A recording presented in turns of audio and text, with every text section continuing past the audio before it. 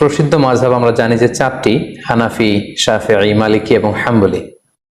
আমরা জানি যে কোরআন সুন্নাতে বিক্ষিপ্তভাবে অনেক কিছু উল্লেখ করা হয়েছে এবং মাযহাবে সেটাকে সুশৃঙ্খলভাবে আমাদের সামনে উপস্থাপন করা হয়েছে। যেমন ধরুন, নামাজে ফরজ কয়টি বা নামাজের ওয়াজিব কয়টি, এ ব্যাপারে কিন্তু আপনি পুরো কোরআন চষে বা হাদিস ঘেটে আপনি বের করতে পারবেন না যে এতটি, মোট এতটি সালাতের ফরজ, এতটি হচ্ছে সালাতের ওয়াজিব। এইভাবে কোরআন সুন্নায় কোথাও উল্লেখ করা নেই।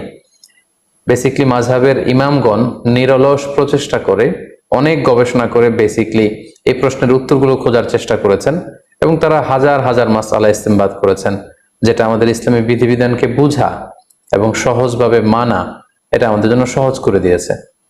তাহলে আমরা এক কথায় বলতে পারি, কোরআন সুন্নাহর সহজ এবং সার নির্যাসী হচ্ছে বেসিকলি মাযহাব। এবার আমরা জানার চেষ্টা করব মাযহাব একাধিক হওয়ার কারণ কি।